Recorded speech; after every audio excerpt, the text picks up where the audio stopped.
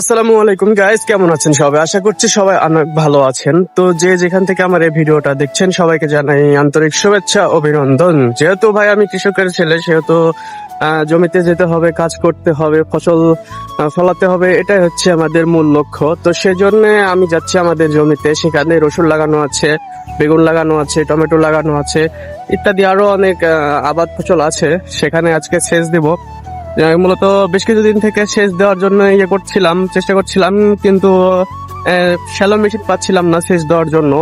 তো আজকে পেয়েছি, আজকে যাচ্ছি সেই জমিতে। তো চলুন আমার সঙ্গে সবাই আমার এই ভিডিওটি দেখতে থাকুন। আজকের এই ব্লগটি আপনারা দেখবেন আমরা কিভাবে জমিতে সেচ দিই।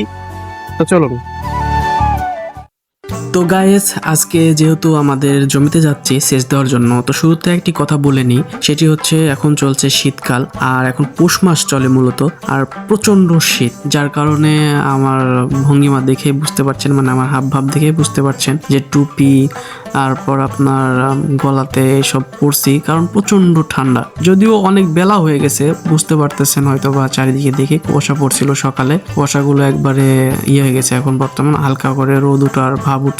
তো এসব হচ্ছে আমার ভাতিজা। এই সকালবেলা এরা দুজনে খেলতে খেলতে বিলে চলে আসছে, তাহলে বুঝেন এদের ব্যাপারটা, মানে এরা কোন লেভেলের। কত মানুষ আছে বিলে যাওয়া তো দূরে থাক, ঘুম থেকে ওঠেনি এখন পর্যন্ত, অথচ এরা বিলে খেলতে চলে আসছে। যাই হোক, আমরা হাঁটতে হাঁটতে কিন্তু আমাদের জমিতে চলে আসছি।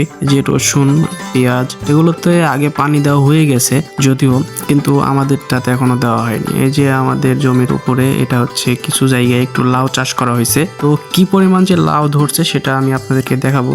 এগুলোতে পানি দিব মূলত। রসুন এর সাইড দিয়ে লাগানো আছে হচ্ছে বেগুন। তো এই যে বেগুন, এগুলোতে আজকে আমরা পানি দিব মূলত।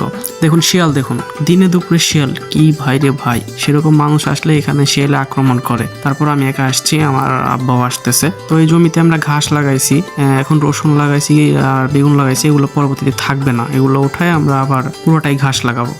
তো এখানে আমরা টমেটো লাগাইছি, মানে একটা জমিতে আমরা বিভিন্ন রকমের আবাদ করছি। তো এই যে দেখুন, এই জমির উপরে হচ্ছে লাউয়ের একটু চাষ করা হয়েছে। তো কি পরিমাণ যে লাউ ধরছে রে ভাই, এটা বলে বোঝানো যাবে না, এতটুকু জায়গায় ব্যাপক লাউ ধরছে। তো এখানে আশেপাশে আবার পানের বর আছে। এই যে পানের বর, আমাদের এখানে পানের বর অনেক পান হয়। আপনাদের কে কোথা থেকে দেখছেন ভিডিওটা, যদি থাকে তাহলে জানাবেন।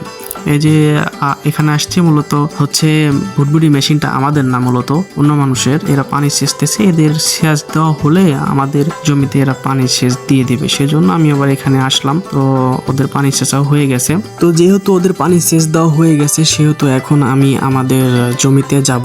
সেখানে গিয়ে আমার আব্বা দেখতেছি হচ্ছে যে লালাটা ঠিক করে দিচ্ছে। আমাদের এখানে লালা বলি, আপনাদের দিকে কি বলে জানি না। এখানে আমরা পানির ফিতা দিছি, এই পানির ফিতাটা দিয়ে পানি মূলত এই লালি দিয়ে আসবে। তো যাই হোক, আজকে রোদ বের হয়নি, চারিদিকে দেখেন কোনো রোদ নাই, অনেক ঠান্ডা।